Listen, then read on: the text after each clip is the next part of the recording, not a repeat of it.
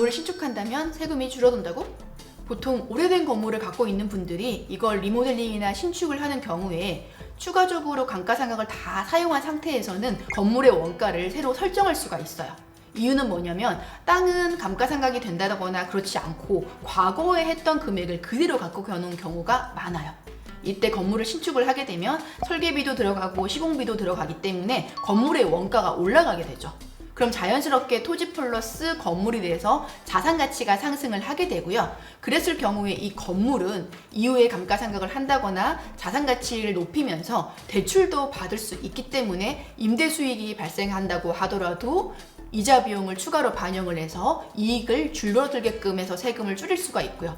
나중에 이걸 자녀들한테 승계를 한다고 하더라도 어떤 토지에 그 땅에 건물이 새로 생기는 거기 때문에 자산 가치를 자연스럽게 높일 수가 있습니다. 특히나 건물을 거래를 하는 경우에는 일반적으로 우리는 4.6% 세율을 적용을 하고 있는데요. 건물을 신축을 하는 경우에는 기존에 있는 건물을 없애고 새로운 등기부 등본 건축물 대장이 나오게 됩니다. 그걸 우리는 소유권 보전 등기라고 표현을 해요. 부동산 등기부 등본을 보면 어떠한 목적으로 부동산이 거래가 되었는지 상속인지 증여인지 매매인지 보존 등기인지 이렇게 나오게 되는데 앞에서 설명한 세 가지의 경우에는 명의를 그대로 이전받는 건축물 대장이 있는 상태, 등기부 등본이 있는 상태에서 받는 거지만 소유권 보존 등기 같은 경우에는 땅만 있고 건물이 없는 경우 아니면 땅에 구옥이나 구호 건물이 있는 경우 이 건물들이 없어지고 새롭게 건물이 설정이 되었을 경우에는 보존 등기라는 걸 하게 됩니다. 이 보존 등기 세율이 3.16%예요. 그리고 과거에는 표준시가, 그러니까 과세 표준 금액을 산정을 하는 데 있어서 기준시가 금액을 기준으로 보존 등기를 했기 때문에 실질적으로 내야 되는 세금보다 더 적은 금액으로 건물을 취득을 했을 때 취득세를 내는 거기 때문에 초기에 부담도 들어가지 않고 훨씬 더 유리했어요. 그런데 지금은 구청에서도 너무 많은 정보를 습득을 하기 때문에 실질 내가 이 건물을 짓는데 얼마가 들어갔는지, 설계비가 얼마였는지, 대출이자가 얼마였는지, 시공비가 얼마였는지, 하물며 자재비나 인건비가 얼마가 들어갔는지조차도 모두 기록을 해서 취득세를 산정을 하게 됩니다.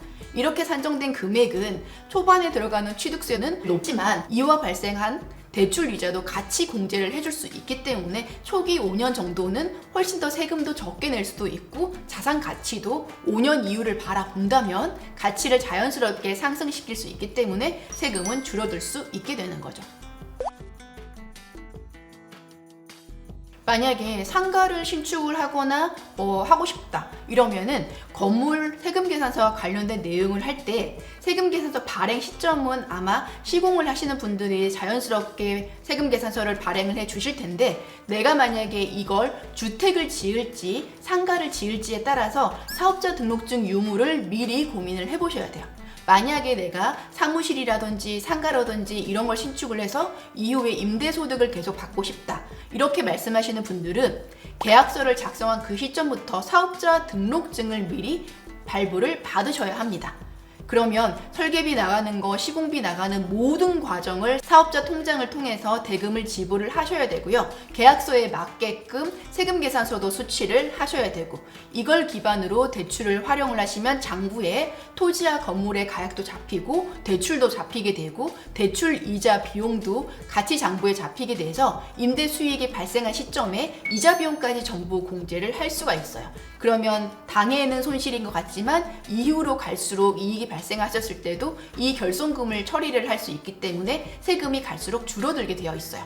그리고 설계비나 시공비 같은 경우 토지나 상가를 만약에 내가 짓는다면 지불했던 부가세는 전부 다 환급을 받으실 수 있게 돼요. 근데 이 환급을 받으려면 사업자 등록증이 무조건 있으셔야지만이 환급을 받을 수 있어요. 그리고 대금을 지불하셨다면 부가세 신고 기간이 종료되기 전에 매월마다 측정을 하셔서 신고도 하고 환급도 받으실 수 있습니다. 근데 만약에 내가 주택을 한다라고 생각을 하면 주택은 부가세를 돌려받을 수 있는 방법이 없어요. 그래서 국민주택 규모 이하라면 면세로 활용을 하실 수 있기 때문에 부가세를 내지 않고도 거래를 하실 수가 있게 됩니다. 그때는 일반 사업자 등록증이 아니라 그때도 내가 거주할 용도인지 아니면 세대수를 많이 지어서 추가로 임대할 목적인지에 따라서 달라지세요. 거주를 할 생각이시라면 부가세는 면세를 처리를 한다거나 85제곱미터가 넘어가면 어차피 부가세를 부담을 하셔야 하기 때문에 그 부가세는 내시고 나중에 이 주택을 처분을 할 때 공제받지 못한 부가세는 이후에 원가로 처리를 할 수 있기 때문에 양도세가 발생하셨을 때 세금을 줄이는 목적으로 활용을 할 수 있습니다. 그런데 이게 거주 목적이 아니라 주택을 임대할 목적으로 내가 건물을 신축을 했다라고 하신다면 임대는 기본적으로 오래 보유할 걸 목적으로 하셨기 때문에 건설임대주택으로 신청을 하시고, 건설임대주택은 뭐냐면 내가 구청에다가 해당 건물을 계속 임대를 할 거라는 거를 국세청과 구청에 신고를 하는 부분이에요. 정해진 임대 기간을 충족을 한다면 취득세, 재산세, 종부세 모두 혜택을 받으실 수 있게 돼요. 근데 이때 중요한 거는 건설임대주택 같은 경우에는 소유권 보존 등기를 할 때 이미 사업자 등록증이 다 되어 있어야지 가능하고, 이후에 보존 등기가 아닌 매매의 형태로 건설임대를 받게 된다면 이런 혜택을 전부 다 받을 수가 없게 됩니다. 그래서 주택을 매매를 하신다면 건물 관련해서 아예 보존 등기를 신청을 한 다음에 건설임대주택으로 등록을 하시는 걸 권하고 있습니다.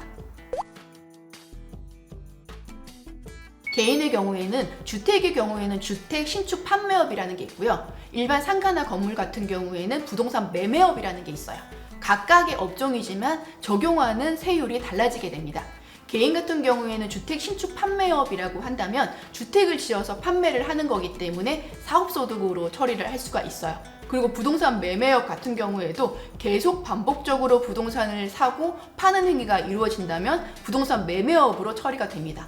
둘 다 양도소득세율을 적용을 하는 게 아니라 종합소득세율을 적용을 하고 있어요. 종합소득세율은 6%부터 45%까지 세율을 적용을 하고 있습니다. 근데 이때는 양도소득세 때 할 수 있는 오래 갖고 있었을 경우에 1주택자였을 경우에 비과세를 받는다, 요거와는 다른 방법이에요.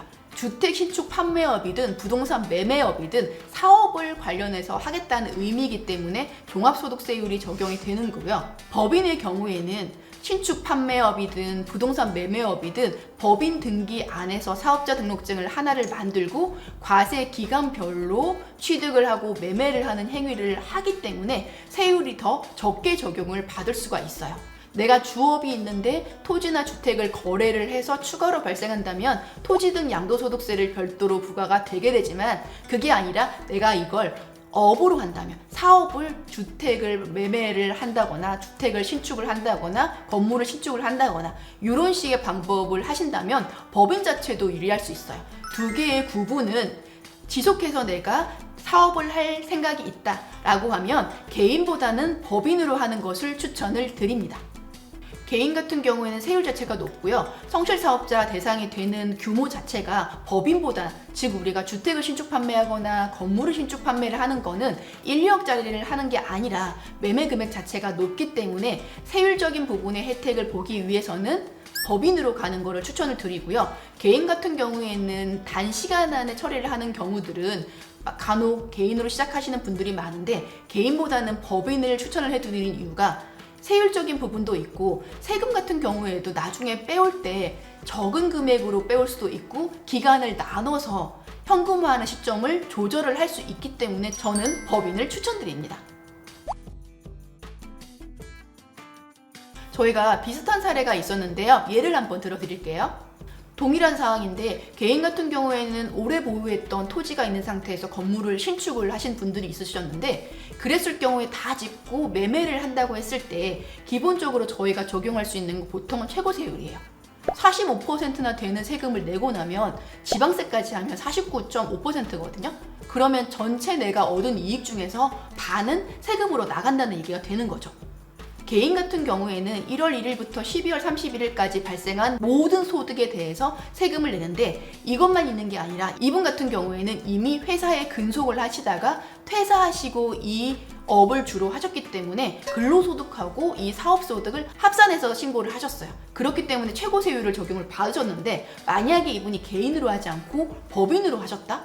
그러면 근로소득에서 발생했던 건 당연히 원래 납부하셔야 되는 세금이고, 법인에서 발생할 수 있는 이 세금은 법인세는 나옵니다. 근데 그 법인에서 나중에 수익을 창출할 때는 2년, 3년 있다가 나눠가지고 법인에 있는 소득을 끌어서 나와서 쓸 수 있기 때문에 그때 납부하셨던 세금의 세율은 10%밖에 되지 않았어요.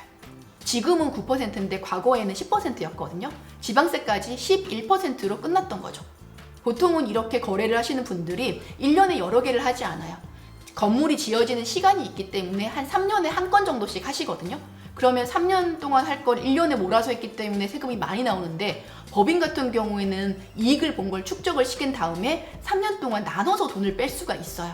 그러면 세금을 훨씬 더 적게 개인화해서 돈을 뺄 수가 있기 때문에 이게 세금만큼 훨씬 더 유리한 거죠.